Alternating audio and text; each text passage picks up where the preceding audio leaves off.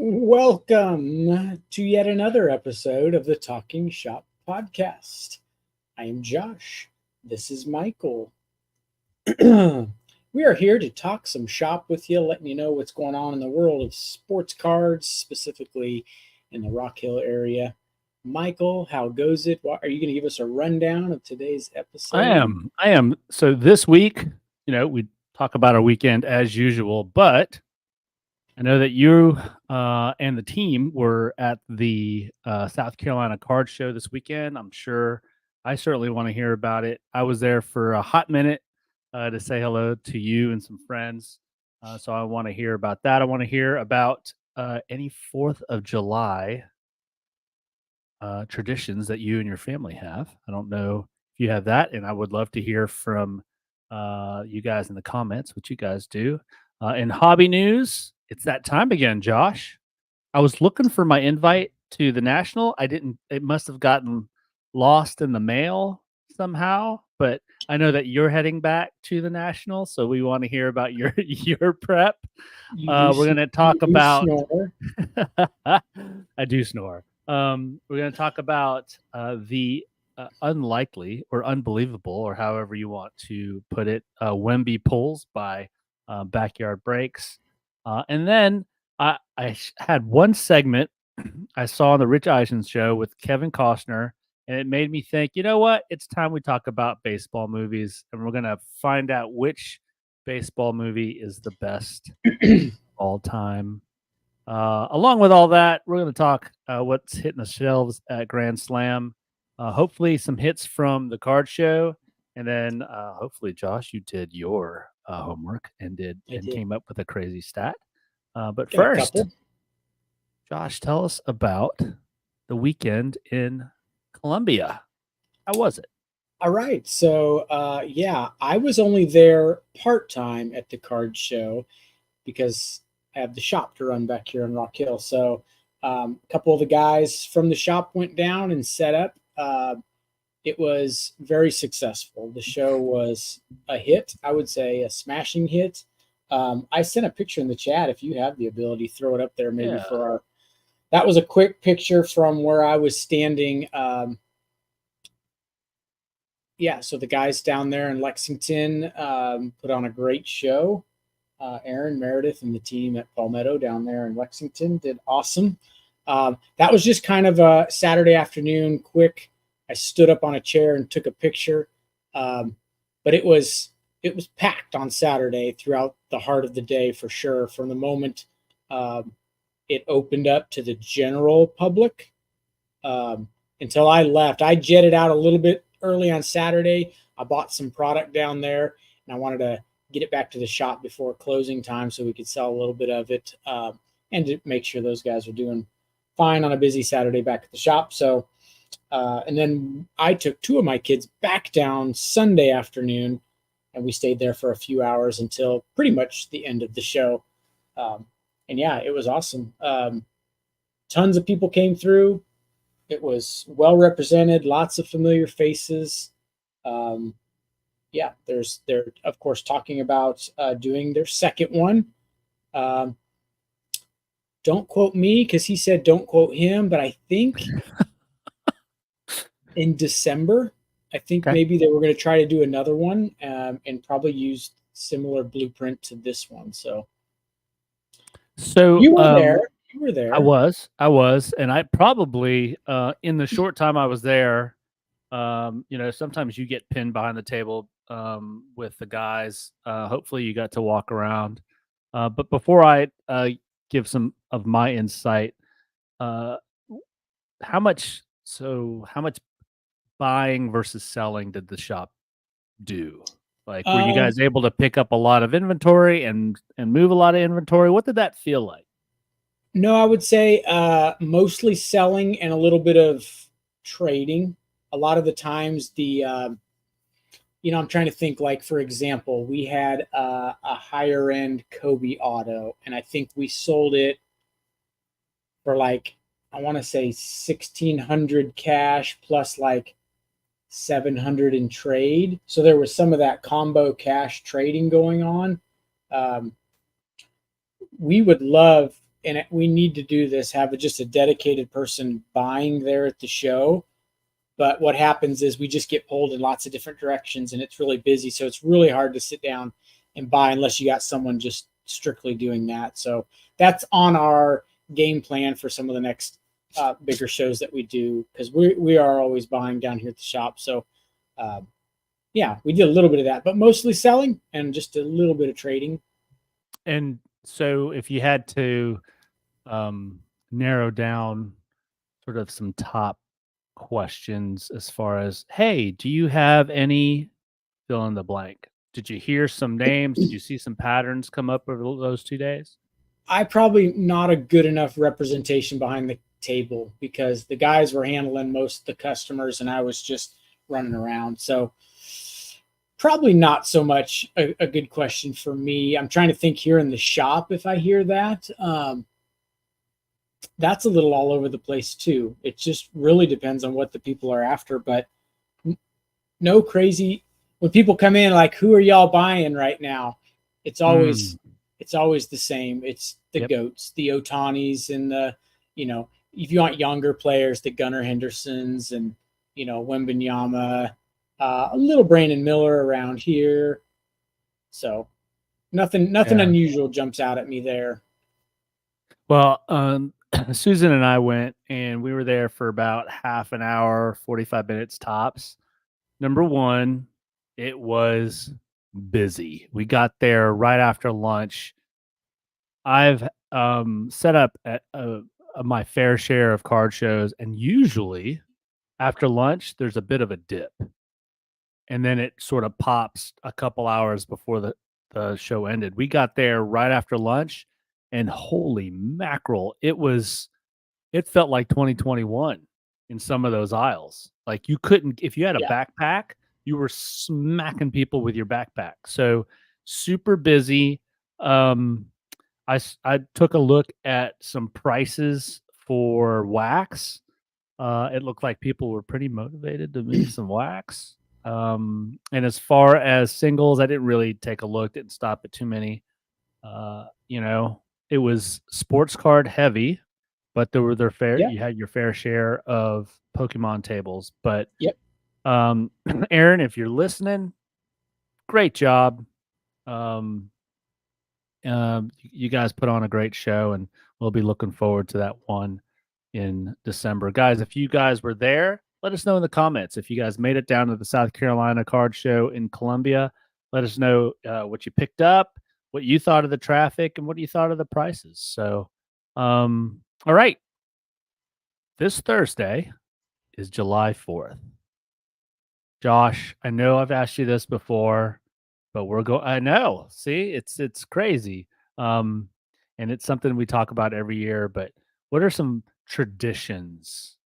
And I define a tradition for a family as if you do it 3 years in a row, then it's a tradition. If it's just a one-off, then it's not a tradition. But if this is like your third year doing something, or you've done something more than 3 years in a row, it's your tradition.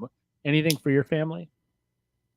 No, I guess the 3 year, going over to my parents' house. They live in a subdivision kind of on the outskirts of the town. So shooting off fireworks is highly encouraged in that neighborhood. And so you could literally not shoot off any and just kind of walk around that neighborhood and you'd get all sorts of shows. Great. So I'm turning into the old fuddy-duddy that doesn't want to light his money on fire because I'm always torn. Then I take my kids. All right, let's go to the fireworks stand. You can pick out a little bit of stuff to shoot off.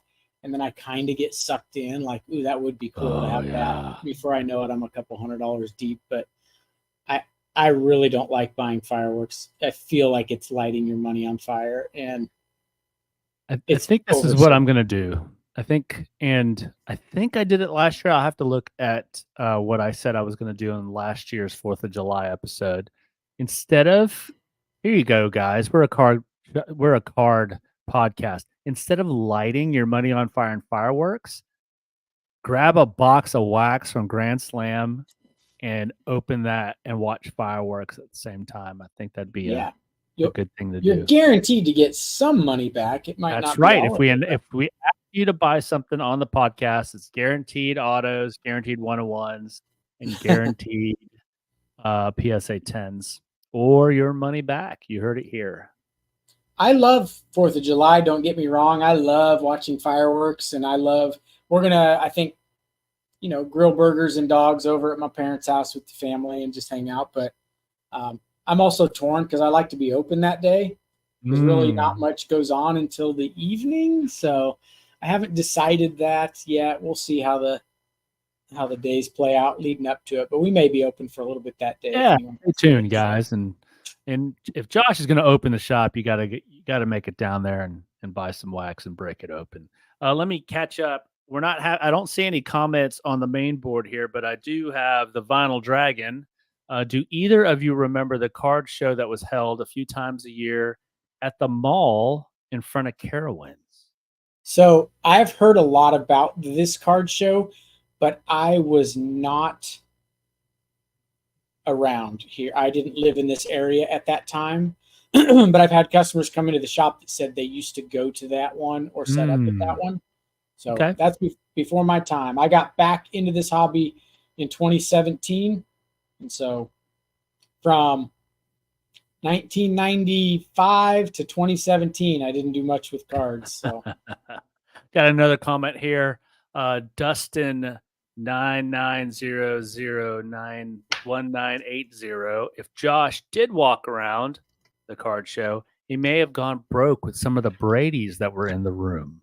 So is that true?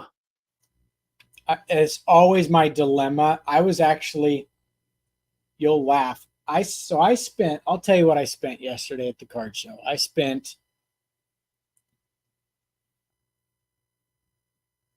$2,500. But here's the kicker. Less than $100 on Tom Brady's, and the rest was product for the store. So I bought some inventory because there were some prices that were really good. Some guys were blowing out some stuff, and so I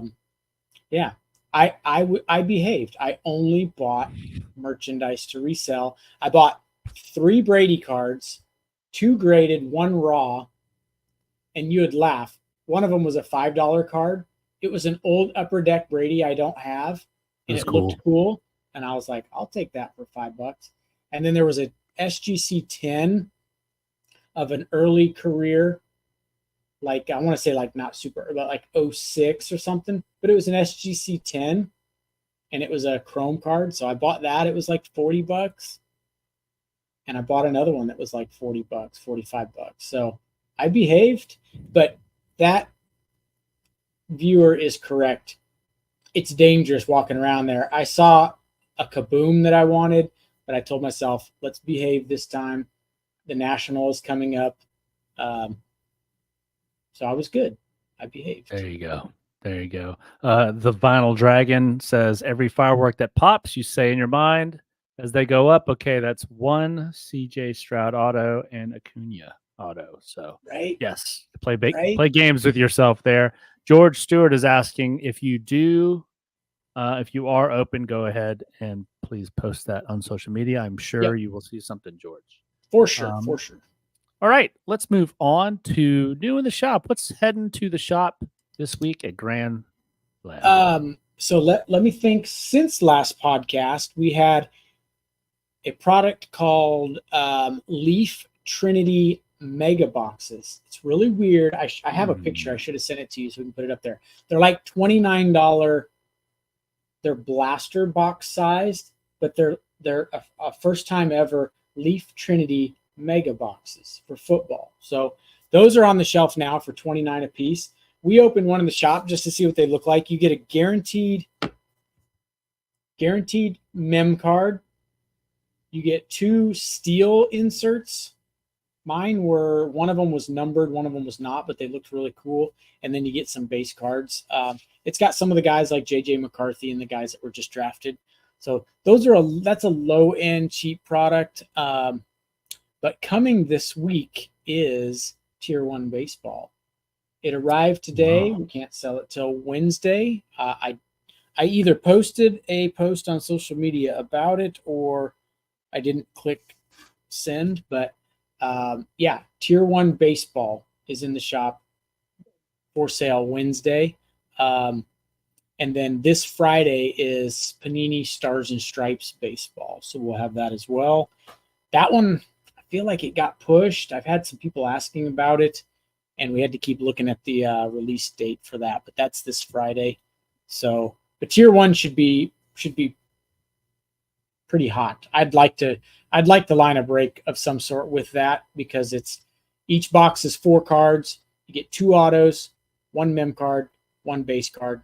It's tops. It's licensed. Max, one of the guys here at the shop, said it was supposed to be loaded up pretty good this year. So. Oh yeah, awesome. Anything else? New product wise? Well, no, but something else I want to say. Oh, Optic Mega Boxes on the shelf at the store. We're not as cheap as Walmart or Target, but at least we got them. You can walk in and buy them. The 6-box break of this has filled, and I'm doing that immediately after this podcast. So stay tuned. I've already got everything ready to go live. So as soon as we're done here, we'll do that. Awesome. Well, that's new in the shop. Like I said, be sure to stop by if you're gonna. They may be open the 4th. If they are, come see them. But please stop by and see what's there. It's like today's the 1st. I should probably decide that and probably post that pretty soon.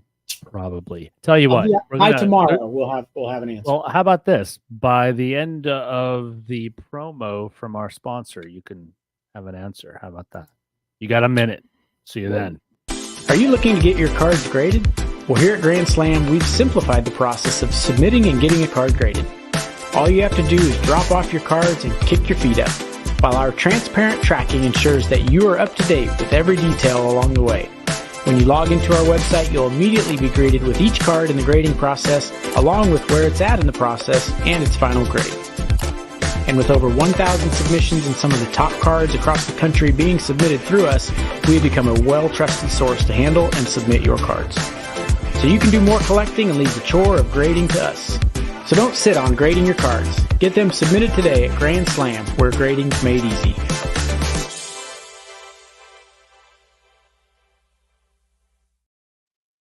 All right, so what's the verdict? So here's the thing. I can't make that decision until I talk to the gang and the family. So I feel confident in saying we will be at least open the first part of the day. Yeah. Just so some people are like, I had today off, I wanted to come get something. Yeah. But historically, I think that's what you've done on these holidays is you crack the store open from like 1 to, or from like 12 to whatever. Yeah. To get people in there and if they wanted to buy some wax. So yeah. Fantastic. I have a feeling we'll be open for a chunk of the day. So I will post something more concrete by tomorrow. Fantastic. There you go, George. Better be there. If Josh is going to open the shop, you gotta go. Better bring that credit card. All right. So for hobby news, Josh, going back to the National, you saw the thumbnail. I don't know if I've posted it for everybody to see yet, but the National, the thumbnail for the episode was the shot of you, me, Jeremy, and Rich at the White Sox Cubs game. It was a blast. And you're heading back there. I know that you earlier in the year, it was like you were going to take a bigger contingent, and the Jordan card was still out there, and a lot of things are swirling around, and it's really tough for a card shop owner to sort of make plans around all that. So spill the tea. What do you have planned for the National? Who's going? Who's going to be holding down the fort, and what are you doing to prepare? So this National is going to be very low key compared to the last two, and in a perfect world, the last one that's this low key, I'm just going by myself with a childhood friend. Oh, that's cool. A guy I grew up with. Me and him, when we were collecting back in the 90s, we would go to card shows and card shops together.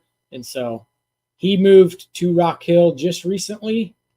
from Iowa, where I'm originally from, and so I that the shop isn't going this year, and I thought, well, this will be a good year for just me and him to go. So me and him are going to road trip up there. Uh, just going to do it as a customer. I will have appreciation dinner through our distributor one of those nights, and then I'll make the rounds and talk to any of the companies and check out what they all got going on and just hang out. So it's going to be more pleasure than business. The regular guys will hold down the shop back here behind me. Yeah. So as a car and George Stewart, he says the Stewart family are going to the national. What are some things we need to know and prepare for ongoing? So we're going to get to that, but I wanted to ask you this, Josh.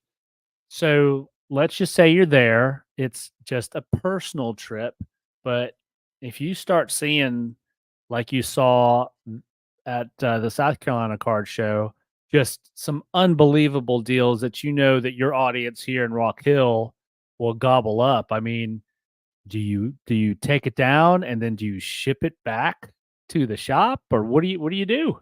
No, we'll do what I've done in the past. I'll buy it and I'll take it back to the car, and yeah, we'll just bring it back home. Sometimes I'll ask if it's something big. I'll ask the booth that I bought it from if they can just hold it behind there, and then when we get ready to leave, I'll grab it and take it back to the hotel, and then Yeah. lug it home. But yeah, no, I'll never pass up the opportunity to buy some stuff for the shop. But I'm not going there with that intention, but I will. I'm sure.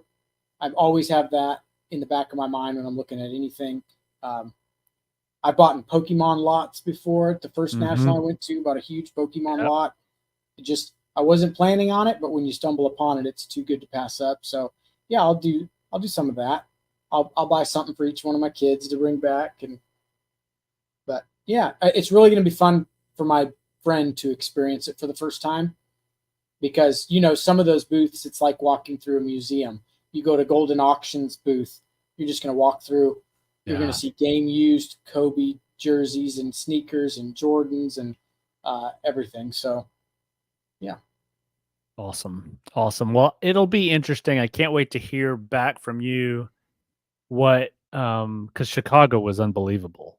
Like, it was overwhelming. And I don't know, you went to Atlantic City, right? And so these will be 3 different venues in a row. And then it goes back to Chicago next year. So it'll be interesting to see from your perspective which one was a better experience. And knowing your luck, the fact that you're not going with any sort of agenda, you're going to find something that you can't pass up, and I can't wait to hear about it. So for sure there will be some things to show when I get back with that. Yeah. So George, what are some things we need to know and prepare for ongoing? Josh, I don't want to steal your thunder. I know there's some things some non-negotiables for you, so I'll let you start. Yeah, and I think we even did probably a whole episode before the last national. We'll probably do something else this year to talk about going. But comfortable shoes, that was what I was told before I went the first time. It is, like you said, overwhelming. The size of the venue is mind-boggling. And so to get one from one end and one corner to the other, it's like 20 minutes of just straight walking. It's insane, I feel like. So there's that. I mean, you're gonna live back and forth in Ubers. I mean, I wouldn't have dreamt of driving myself around that area. Yeah. And the Ubers they do it all for you. They'll fight it and they'll just drop you off and you jump out and run. But I would just say, man, it's a lot of walking, comfortable shoes. Here's a hot take. Don't buy the VIP pass. This is the first year I'm not buying the VIP ticket. I really felt like unless you're going to use the autograph perks, which I don't, we really felt like it wasn't that big a deal to spend the extra money on the VIP ticket. So most those cards are going to be there. Why get there early and wait in a line for an hour when you can just show up an hour later and just walk right in and go? So yeah, That's Yeah. maybe a little bit of a hot take, but you George, went last time, so tell me yeah. what I'm missing. There's something I'm missing, I'm sure. So for me, it was so overwhelming that I didn't do this. And the next time I go, I'm definitely going to do this. I would probably look at the map and just get a couple landmarks on the layout. And then, depending on how long you're going to be there, I would, if you are want to see everything, because usually when I go to a show, I do the lap, like the show lap. That is, it's impossible to do the show lap because number one, you get lost, you get discombobulated, and number two, it's just too much to do it all in one day. So I would take the map, depending on how many days you're going to be there, chop it up into that many sections, and then cover that section in a day, and then go back and cover that section in a day, and then go back and cover that section in a day. And the one thing that I will tell you, if you see a card that you really want and it's not outrageous, take it down. Because if you leave that booth, it's gone. That happened to be three Or times at the National. yep, or you'll never it's a needle in a haystack. You'll never find your way back to that booth. And so that here, maybe you can answer this because I'm he's saying they were thinking about buying the VIP ticket due to the lounging area, which has an area you can sit down. I heard that was well worth purchasing just for that. Thoughts? I felt like there were areas to sit down within the show. Like you go over to what's one of the big areas? Like Tops has a big area, and I think they have like couches and stuff you can sit down at. And maybe it's a Yeah. little tacky if you're just sitting there taking up space, but you can always go out in the lobby, I guess, but maybe you had to sit down on the ground if you were. There's a lot of ground sitting going on in the venue and outside, so maybe that's a good reason Yeah. for, especially with the family. George is taking some younger kids. That I mean, it's so much walking that it is important to sit down and give your back a break. But the other thing is too, I've done this. You're lugging around a big backpack for hours on end. Maybe strip down what you're carrying to as minimal as you can. That's probably a good advice. Yeah. Or get a backpack with wheels. I mean, You'll not a just bad fight the idea. traffic. It'll be like Yeah. imagine going through a super crowded airport with a luggage. It's like Yeah. that. Uh, Yeah. And then George, I know that I'm trying to remember what you collect. I know you do some baseball as well, Lawrence but Taylor and Patrick Mahomes. you gotta take advantages of the silver packs from the manufacturers. Meaning, if you buy some wax, you take it over and you bring it to the manufacturer. They take the vinyl wrap off, and depending on the product that you buy, they give you some silver packs that are um, exclusive to the national. Those are always Yeah, pretty good. So, they ran um, out last year, if I yes, remember, or everyone is going over there and they said we're out. We're hoping to have more tomorrow or something like yeah. that. But Yeah. So it'll be interesting for me. I know that last year they released Topps Chrome the week of the National. You said that Topps Chrome sort of snuck up on you on the pre-sale. So I yeah, wonder if it's the release day is that's the going to seventh. be the same week as the National again. Nope. Thank God it's the 17th as opposed to the So it's national the being week on the before. 28th. Yeah. So Okay, or 2 weeks before. Okay. I, All right. I there was a positive about that product being launched at the national because all eyes were on it, and so people were selling. We were selling it great back at the shop because Oh every yeah. person in the hobby was at the national talking about it. The downside is shop owners probably want to be there when a big product like that comes out at their shop. So I Yeah. kind of felt like I was not there to be hands on with that good product release, but I like it this year coming out before the national. But Fantastic. Well, I am sure we're going to be talking about this leading up to it. Super excited for you, Josh. Like I said, I don't know where. I guess I'll have to yell at the post office for my Well, invite. It must have gotten lost in the then mail. then I'm going to put you on the spot right Uh, now. Would you like to go with me and Mark to the National? I can't. I'll I pay. can't. I can't do it. Exactly. I You All heard it right. here first, folks. I invited him, and I even said Totally I would pay. busted. Note to self: do not take Josh on a guilt trip because he will kick you off the bus. So real quick, Josh, we posted this in our private chat. Let me just bring this up. Miss you, Jacob. Usually when I do this, it's just like, yeah, Jacob has it ready to go. So we posted this in our group chat, and if you guys can't see this, it's a post from Sports Card Investor, and it says, "What are the odds? Not one, not two, not three, but 10 white sparkle Victor Wembanyama prisms were pulled by backyard breaks within 24 hours." So that's Yeah. kind of interesting that Sports Card Investor posted that, because he was the one that put out a YouTube video that convinced me that it's just conspiracy theory, and the fact they open so much product is why they tend to hit those cards. So that's where I've landed. Are those numbered to 10?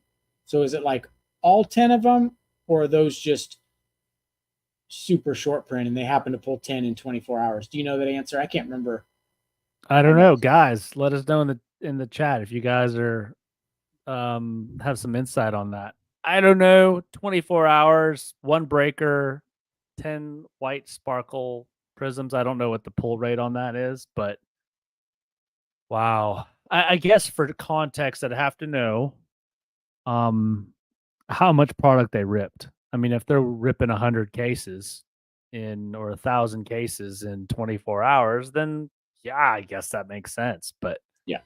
And that's typically where Sports Card Investor lands, is just mathematically they're going to pull what they pull because of the amount of product that they open. It would be nice if this shines another little spotlight on it, to where even if it's not any funny business, the appearance of funny business makes them a little nervous. I know Backyard Breaks doesn't care, but maybe Panini or some of these distributors. But yeah, my thoughts on these big, huge breakers. They're not good for the hobby, but well, I mean, so I know that's your position on that, and I tend to agree with you. But I gotta ask, like, what's the most product you've the most product you've broken for like a single release? Like on purpose. Not like, oh, I got a great deal on this, and the reload was a good deal. Let's go ahead and push it. Like how much on purpose? Like, did you plan to break? Like, how much of it? I mean, for us, case? it's never Not even a case. A case, yeah, a case. Okay. Probably.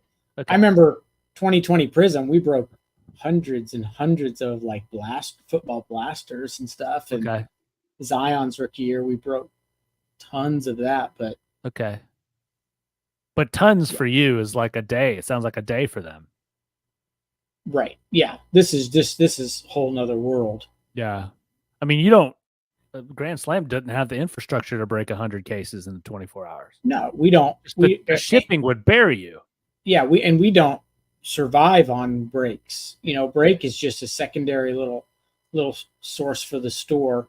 Yeah. Because I've said from the beginning, I'm not going to drain my shelves to break it online. I want my local customers to have product when they walk through the door. So if we break something, it's usually because we've got more than enough to meet the needs of the people coming through the door.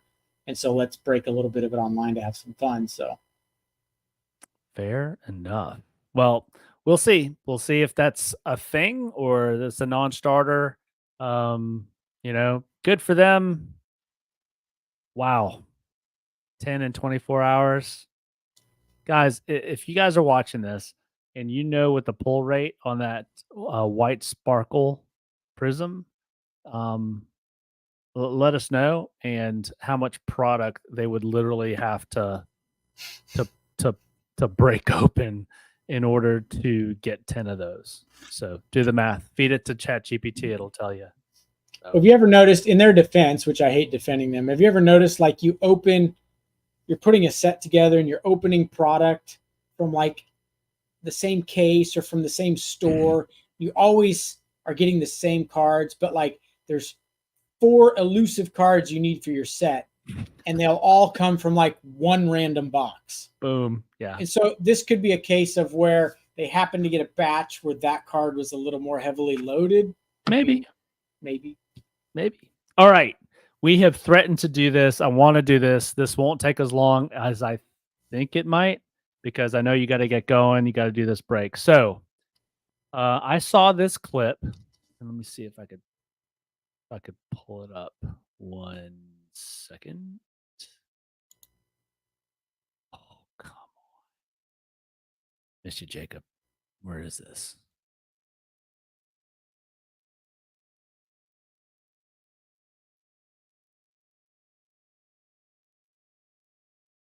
That one. And well, I forgot to put it in the chat. So anyway, if you guys know about this clip, Kevin Costner was on the Rich Eisen show talking about Bull Durham. Did you see this clip, Josh? No, I knew he was on there, and but I didn't see it. No.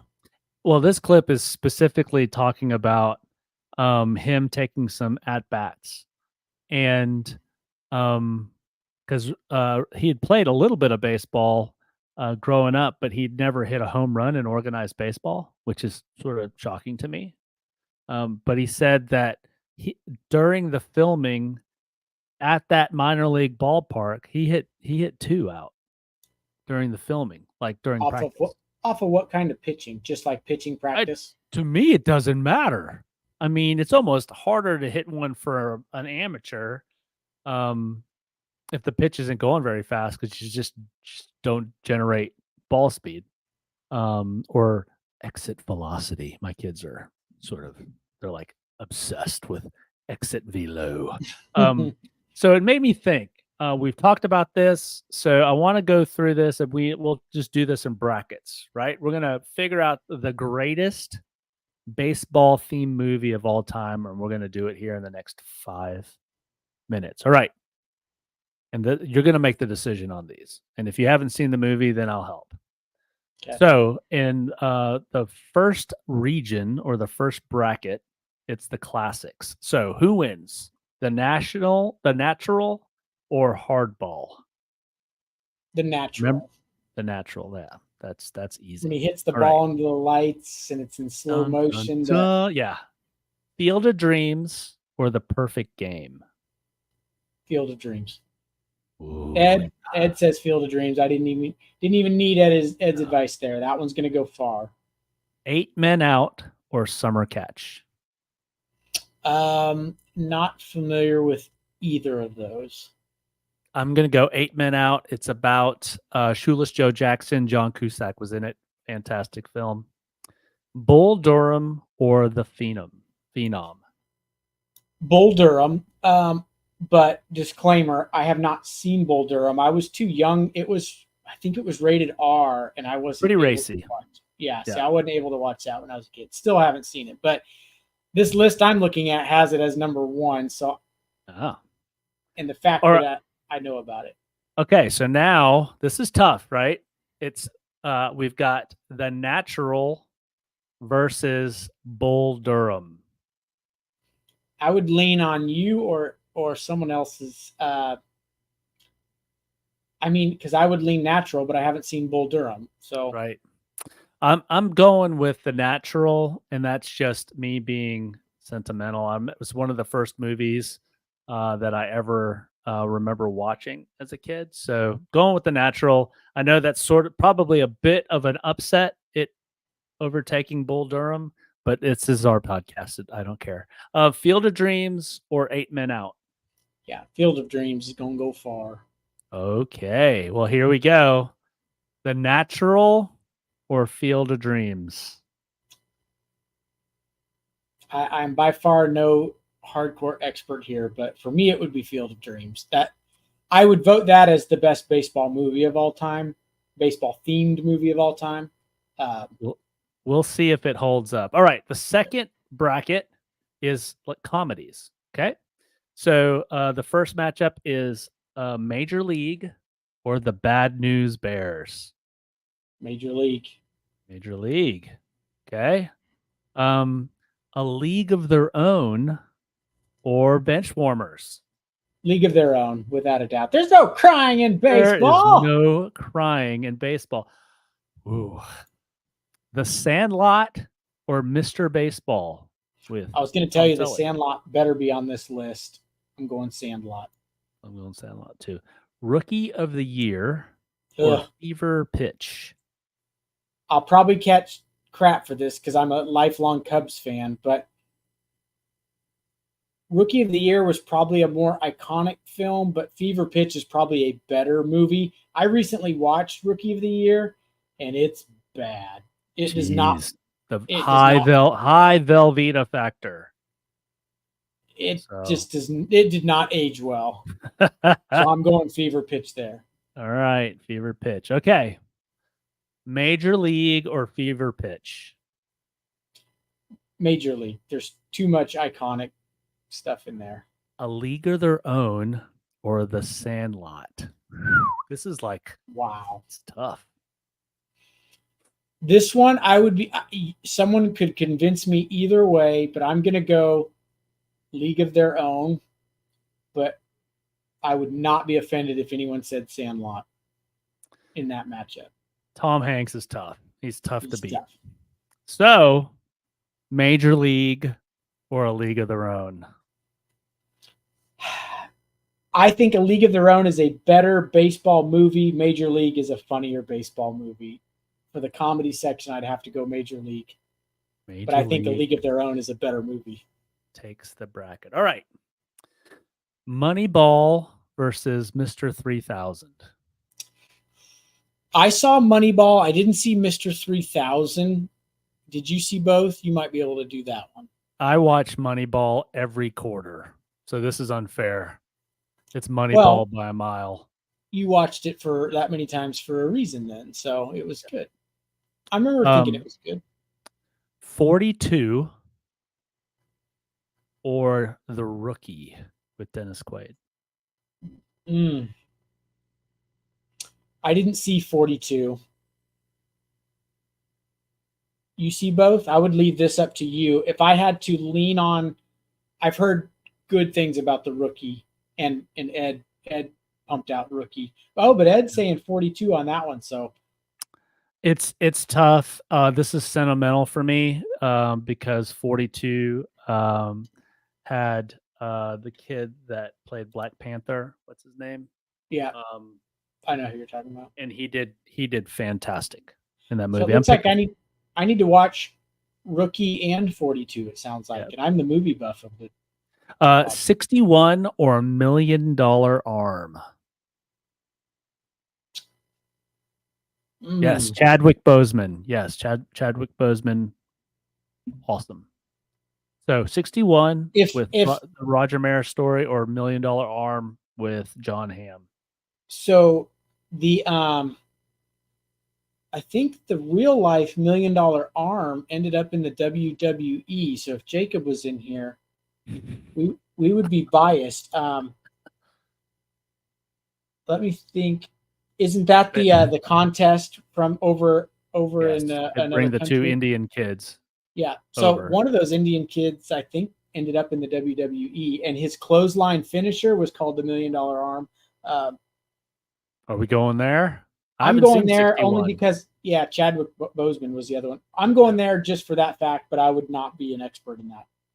This is cool. How about Cobb with Tommy Lee Jones or The Babe with John, big guy. I don't think I saw the Babe, so I would lean the other way. That might be I unfair. didn't see Cobb. Ugh. We'll refer John to Goodman. Yes, John Goodman. let's go whatever one that is. I like John Goodman as an actor. I think Okay. I don't like him as a person. But All right, Moneyball or The Babe? Moneyball for me. I'm gonna trust Ed here, Babe, for sure on the last one. Oh, over Moneyball. I don't think so, man. We just made Michael mad. I think he was saying Babe over the other one, but no, I'd be fine with either one. I didn't see Babe, so 42 or $1 Million Arm. not much help. What do you think? I'm going with 42. I need to see it. 42 or Moneyball. I haven't seen it, and I know your vote. I'm Derek going and Moneyball. Derek and Ed say 42 by a mile. I know. I'm going Moneyball. Going Moneyball. It is number 4 on this list, so. Yep. It's our podcast. I don't care. All right. Last bracket. For the Love of the Game or Little Big League. I gotta refresh my memory. For Love of the Game is Kevin Costner again. He's in a lot of baseball movies. He is. It's because he actually looks like he could hit a ball. Or Little Big League. What was Little Big League about? I'm gonna go for the Love of the Game. Yeah, I hadn't seen it. One of the few that I haven't seen. Here we go. Little Big League. I think it was comedic, wasn't it? I think so. Or like a kids movie. Trouble with the Curve with Justin Timberlake and Clint Eastwood, or Angels in the Outfield. Oof. Yeah, Little Big League is the kid owner. Yeah, that's right. What if I went Angels in the Outfield, knowing that if we watched it today, it's probably like Rookie of the Year. It just probably does not hold up. Those movies from that time are tough. Trouble with the Curve was pretty good. It's sort of predictable, but we'll go with Angels in the Outfield. All right. Everybody Wants Some. Never heard of that. And Major League 2. Got to go Major League 2. Everybody Wants Some's not even on this list of 66. So, The Scout versus Major League Back to the Minors. Just because the third one's never good, I'm gonna guess Scout. The Scout. All right. I don't think I saw it though. For Love of the Game or The Scout. Hard for me to say. I didn't see Scout. So, in the Love of the Game, it's been a long time. I'm looking at some of the just some of the covers to see if I can refresh my memory. It's a Costner movie, so it's got to be good. It's got to be better. Yeah. Costner and Kelly Preston. I mean, how could you go wrong, right? It's like John C. Reilly. John C. Reilly was in it. Oh, yeah. It's fantastic. Angels in the Outfield or Major League 2? Oof, man. Probably Major League 2. I guarantee you that one holds up as slapstick comedy more so than goofy kid comedy. For the Love of the Game or Major League 2? For the Love of the Game. Major League 1 gets its rightful throne. Yep. All right. We are down to the final 4. Field of Dreams or Moneyball? Stop. I mean, it's Field of Dreams. I mean, if you build it, they will come. Quote me one famous line that everyone uses from Moneyball. Here we go. Major League or For the Love of the Game? Major League has to end up in that top couple. Major League, and this is for all the marbles. Major League or Field of Dreams? I'm going. I agree with Ed. I don't agree with this. He says it's the best movie of all time. I think it's just the best baseball movie of all time. But that's still saying something, Ed. Don't hate me. It is odd. This list has Bull Durham at number 1, but I guess it's going off of like Rotten Tomato scores, probably. Yeah. Moneyball's number 4 in your defense. Yep. So Field of Dreams or Major League? Field of Dreams for sure. Field of Dreams. There you have it, guys. Did you ever see the movie called Up for Grabs? It's an 88% audience score, 94% Rotten Tomatoes score, and it's a baseball movie. It says, during the final leg of Major League Baseball's 0-1 season, Giants batter Barry Bonds scores this doesn't count. That's why. It's like the Facing Nolan. It's a documentary on Barry Bonds' 73rd home run. So that's the one thing in my search is I try to eliminate documentaries and things like that. So Derek is on this Angels in the Outfield kick. Can you name the Oscar winners in the Angels in the Outfield? Danny Glover, is he an Oscar winner? Because he was in that, right? Angels in the Outfield. Wasn't Danny Glover in that one? I have no clue. For some reason, I want to think Christopher Lloyd was in that. A, Derek, was he? And B, has he won an Oscar? Well, let's see if it's on this list. There it is. It's in this list. So, yeah, Danny Glover's in it. Joseph Gordon-Levitt, whatever his name is. Adrian Brody was in it. Matthew McConaughey. Let's see. Go. Tony Danza. Yeah, Christopher Lloyd was in it. I was right. Nice. Well, guys, we could debate this forever, right? This was pretty quick and dirty. I may post the bracket and we'll see. And we'll see what comes out on top. But you can't go wrong with any of these movies. Well, some of them maybe. But the top 4 were fantastic. But Field of Dreams, greatest baseball movie of all time. Josh, let's get you out of here. Show off a couple of your cards that you got at the show this weekend. I don't have pictures or the cards. But let's see if I can show off. How about a card that was pulled today? It's not super valuable, but it's kind of cool. A dual auto. If you're a Kentucky fan, you know what I just thought? So we've got, what's this dude's name? Cody.